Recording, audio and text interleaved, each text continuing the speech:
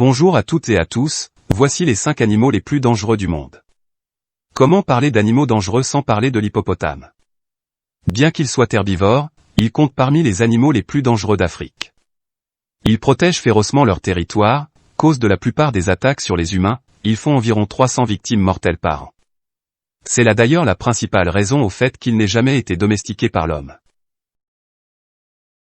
Le ver solitaire. Ou ténia. Le ver solitaire, également appelé ténia, est un ver parasite qui se développe dans l'intestin grêle humain, où il peut vivre 30 à 40 ans, en provoquant parfois des troubles. De forme plate et segmentée, présentant l'aspect d'un ruban, le ver solitaire est hermaphrodite et peut mesurer jusqu'à 10 mètres de long à taille adulte. Ces vers parasites se transmettent via l'ingestion de viande infectée par des larves vivantes, du bœuf ou du porc, généralement cru ou pas suffisamment cuit. Une fois ingérée, la larve de ténia se fixe par sa tête à la paroi de l'intestin grêle. Elle s'y développe progressivement grâce à la nourriture ingérée par l'hôte et atteint sa taille adulte en 3 mois.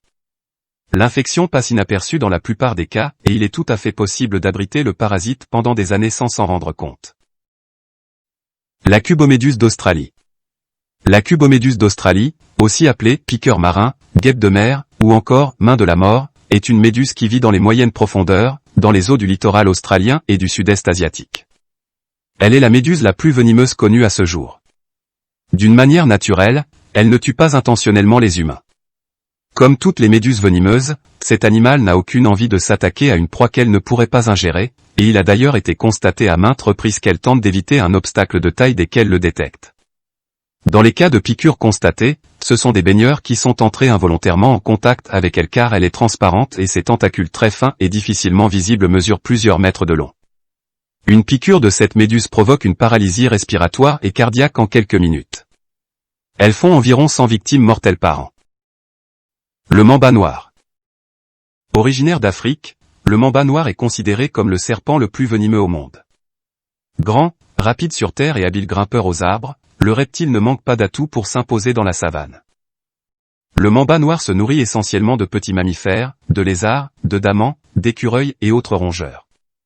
Le serpent africain consomme également des petits oiseaux, leurs œufs ou leurs poussins qu'il attrape en grimpant habilement dans les arbres. Pour chasser, le prédateur pratique la méthode de l'embuscade. Le venin du mamba noir s'appelle dendrotoxine, une neurotoxine qui agit principalement sur le système nerveux en provoquant une paralysie des muscles respiratoires. Voilà, j'espère que cette vidéo vous aura plu. Abonnez-vous et likez la vidéo si vous l'avez aimée, et à bientôt sur Rusé Renard, une chaîne culturellement épanouissante.